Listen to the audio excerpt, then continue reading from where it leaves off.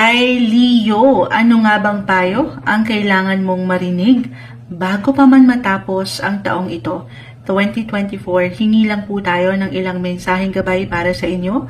Siyempre pa, Leo, sa taong nakikinig ngayon, anong kailangan niyong marinig?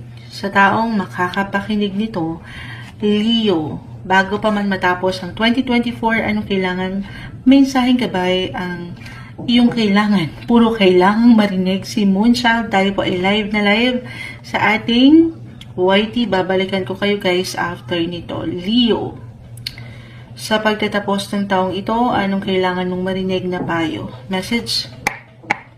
Leo, guidance po para sa mga Leo. Mabagsak na agad. Leo, guidance, advice para sa mga Leo bago pa man matapos ang taon 2024. Leo, advice po. Message para sa mga Leo. Okay, may gustong bumagsak. Hindi natin pipigilan. Leo. Okay. Leo, advice. Bago pa man matapos ang taon, 2024, Leo. Okay, at tayo dyan. Leo, guidance po sa taong nakikinig ngayon na Leo. Anong kailangan nitong marinig? Ayan na. Ayan na, ayan na, ayan na. The Five of Swords, isa-isahin po natin. This one is in reverse. The Four of Cups. The Knight of Cups reverse. 5 and 5 of Wands. 5 of Swords. The Queen of Swords. 7 of Wands. Page of Wands. Kunin na natin itong nasa unahan. Kayo na to. Kaya marahil humabol siya. Hinugot ko na. Ayan, sumasang-ayon po ang ilang ingay. Patawarin tayo po ay daytime. The Strength card. This represents your sign. Leo, kita mo, merong leon. Sumama siya. Sige, ito na, Leo. Patuloy na umaangat dito ang ilang laban. Yung ilang tahimik na laban na patuloy mong kinakaya, nilalagpasan, na-handle na pangahawakan. Eto, i-claim natin, especially for some of you, nitong mga nakalipas na linggo or buwan ng taon, bago pa man matapos ang 2024, kung meron kayong ilang nakatensyon, kahit sa simpleng tensyon, conflict, drama, issue, meron pong pag-aayos. Okay, merong maisa sa ayos. Or, kung ngayon pa lang ito mag-a-appear, kasi nag-highlight guys, 5 of Swords, 5 of Wands, naka-upright. Eto, hindi ko tatamisan for some of you. Bali kasing merong pag-angat nung paglaban. Sabi ko nga, pakikibaka. Reversal po ang enerhiya every time. Pwede tong sa'yo mismo ay mag-reflect or sa ilang tao sa iyong paligid, especially love, relationship, partnership area. Meron pong pag-angat ng pagiging competitive. Or wala kang ideya dito, kahit Moonchild wala, hindi naman ako ganon.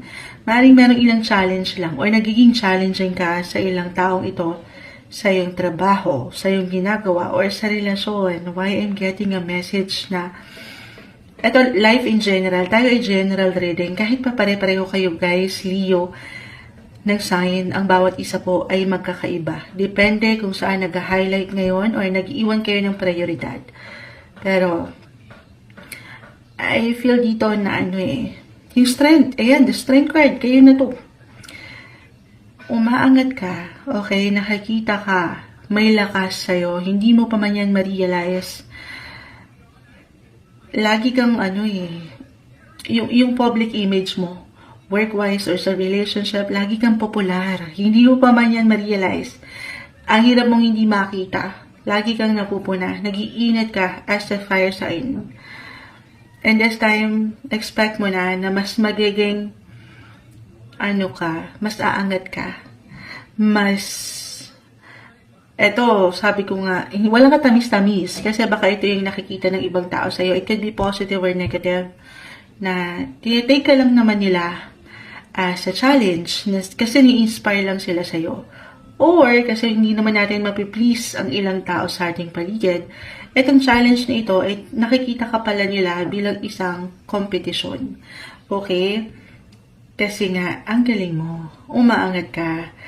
Yung ganun lang naman. Pero you have to stay, syempre pa, humble. Down to earth. Sabayan. Kahit pa may pagkakataon na ang hirap sabayan yung ilang imbalances. Or sabi ko nga, drama, drama-rama sa hapon ng buhay. Lagi mong tatandaan na hindi naman natin mapiplease ang lahat ng tao sa ating paligid. Ma-add ko lang yun, guys. Ayan, sabi ko nga, normal? Oo, normal. Dahil humarap tayo sa highs and lows ng buhay. Kahit pa sa simpleng ilang differences na pwedeng umangat sa bawat isa. At ano yun mo siya? May hugot. Astrologically, kanina ko pa naman mention kasi itong si Mercury right now is in retrograde for the rest of this month. Ito ngayon pa lang, kung kailan ko siya nire-record itong video nito, November 25 until December, Mercury will be in retrograde phase. Mercury is the planet of communication, connection, technology, travel. Kahit over the net lang ito, may ilang distractions, challenge, delays. At yan, di ba kapag nagkakaroon ng delays or para bang may ilang glitch, hindi umaayon ng sitwasyon sa atin. At dito, nag-iinat ang ating mga ulo. Ay, iiksi ang ating pasensya. Kaya hindi naman sa moonshot, lagi na lang ako yung merong strength. Ako na lang lagi uunawa. Ganon. Hindi. Pero don't be too hard naman sa iyong sarili.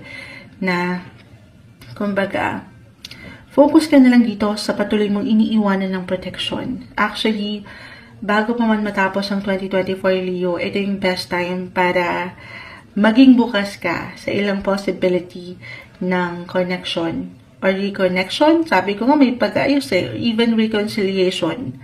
Kasi nga, general message tayo, guys. Especially, 5-5 nag-highlight po. Para sa ilan, meron ng magkakasundo. Meron ng mag-aayos. Para sa ilan naman, parang ngayon pala nga angat itong tension na ito. So, just only take what resonate. Okay? Pero, have fun. Leo, enjoy itong darating na holiday season kung kayo nagse-celebrate ng Christmas. Be open sa ilang positive possibilities. Maaring ganun lang yun. Mag-focus na lang kayo, i-divert nyo yung energy nyo, especially kung mag-apply itong parang tension sa ilang ganap sa inyong paligid. Na-mention ko yung communication, connection, why not strength card, page of wands, 7 of wands, the queen of swords. Ito yung mga bosses nyo. Bosses nyo at kagustuhan nyo pang mapuntahan, matutunan, or makilala. Ayan, kahit over the net po ito, for some of you na nasa long distance relationship, or meron na talagang kinikilala, may bukas pa. Hindi. Ano yon? May laban, may strength, may power dyan, may kilig. Oo, maaring malawak yung ano nyo ngayon. Kaisipan din. Kaya kayo yung higit na magiging bigger person sa ilang sitwasyon. Hindi. Maaaring meron sa single, especially kung magiging open kayo, maaaring meron kayong makilala sa daan. Makilala sa daan. The page of wands. Ang lawak kasi nito, limitless po. May travel, okay, or magbigay ang ilang taong malapit sa iyong buhay, pamilya, kaibigan, yes po. Leo, bago pa man matapos ang 2024, love is on the horizon. Love is in the air para sa inyo. Kung magiging bukas kayo para dito sa mas kalma, okay, mas payapa na sitwasyon at i-divert nyo dito sa ilang mas magaan kaysa dito sa ilang medyo nagkakaroon tayo ng ilang imbalance. Wala naman kasing perfect. Maaring at one point sa mga susunod na araw o linggo na ito, may ilang ganap dyan na hindi ganun kadali pang hawakan. Pero walang ibibigay sa'yo ang universe nang hindi nyo kakayanin. Okay? For those couples in relationship, andito pa rin yung strength, protection, patuloy na pagprotekta sa inyong mga kapareha or sa pag-ibig sa inyong iniirog.